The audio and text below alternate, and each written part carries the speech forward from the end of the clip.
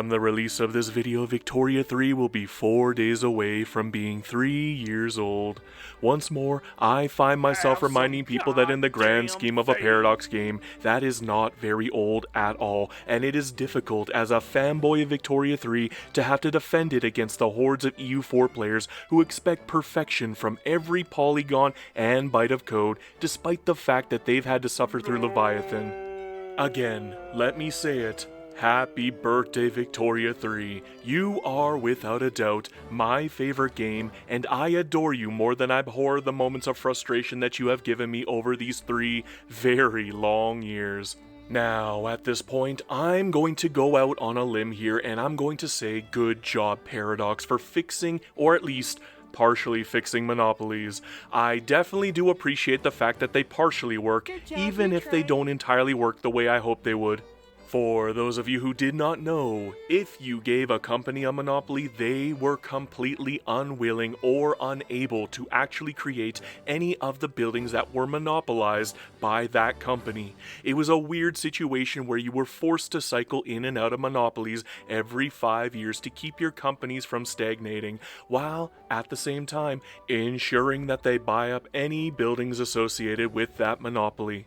It was a lot of micromanagement, and to this day, I will not miss having to Monopoly cycle. It got so bad that I actually wrote down the dates of when I put down a Monopoly and when I expected it to be able to be lifted, so that I could avoid having this issue really hurt my game. I will, however, go off on a tangent here and admit that I kind of wish that they would remove the 5-year Monopoly cooldown and instead reduce it to only maybe 1 year. At that point, it would still be a penalty, but not a game-breaking one if you make a mistake and click the wrong button, which I have done on live streams before. Unfortunately, this video would not exist if I did not find an aspect of Monopolies that I was not happy with. These videos, after all, only exist to serve as an outlet for my misanthropic edgelord mindset so I can slice through the problem with the precision of a samurai. At least, that's how I view it in my mind. I'm sure I probably just come off as a whiny little girl to anybody out there who is not a weeaboo. Today's problem comes from a tiny little mechanic that most of you probably don't even know exists because it is hidden away in a production methods menu. You can choose to make it so your government monopolizes a building to prevent it from being built by foreign investors, your private investors, or your companies. The goal is clearly to give you a semblance of control so you do not find yourself with 3,000 ports on a single state with 50,000 population. Although I've noticed as of version 1.10.6, the Monopoly does a fantastic job at preventing foreign investors from building government monopolized buildings, yet it does not stop your private sector from doing whatever the hell it wants, putting you in a position where your private investors could end up putting 50 ports on Micronesia, effectively wasting your potential growth for up to 5 whole years. For someone like me who has a very specific playstyle in mind, giving up that level of control is tantamount to potentially destroying games, especially when I am one of the few in the universe who refuses to subsidize ports.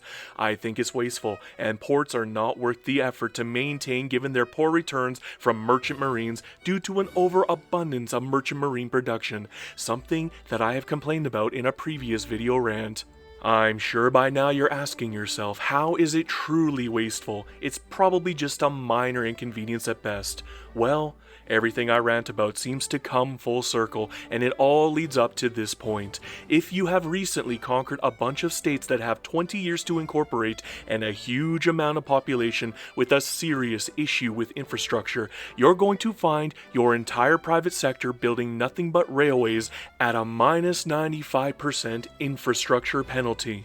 Now, to me, the whole point of a government monopoly in this instance was to force the private sector to not build what was monopolized by the government. Yet, in the current iteration of the game, they are not beholden to any rules and thus will tank an entire game's economy by building railways at minus 95% infrastructure.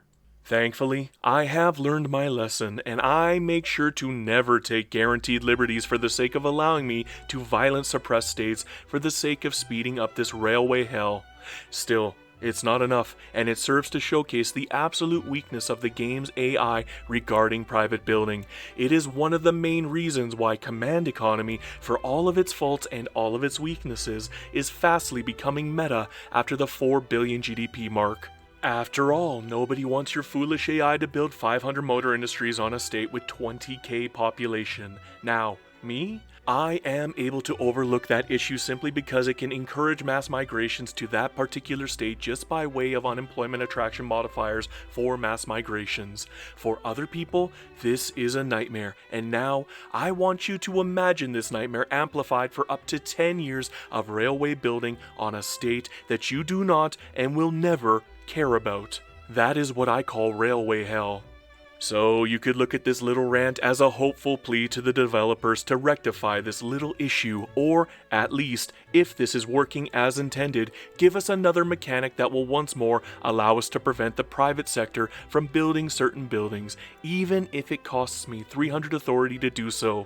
I can't think of any other ways to avoid what I lovingly call railway hell otherwise. Now, I am desperate for any possible agency for the player to prevent private sectors from tanking the economy. Yes, once more, I could very easily just ignore private sector building and focus predominantly on going command economy in situations like these, but command economy is not an easy law to pass by any measure. It could take up to a decade of preparation to set yourself up in a position like this for an issue that you likely won't even realize is incoming until it's already too late. Once more, I have to remind people, even now, the AI is really bad at building infrastructure. It gets even worse once you add the highly punishing devastation mechanic on top of the already painful incorporation construction efficiency penalty. Off the top of my head, I can think of multiple ways to maybe, just maybe, solve this little quandary.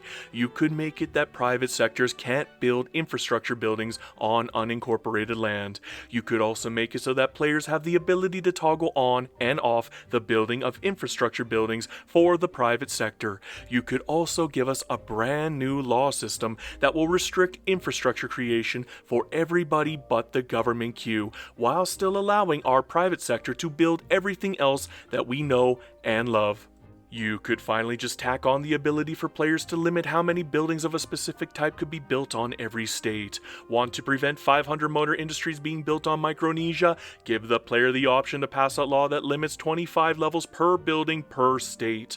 Finally, you could always just make it so that command economy and cooperative ownership are slightly easier to pass, because right now they are a bit of a pain. Anyhow, thank you for taking the time to listen to my whiny little TED Talk. I hope you still enjoy playing Victoria 3 in spite of it. Just always remember, Hail Hydra Cat.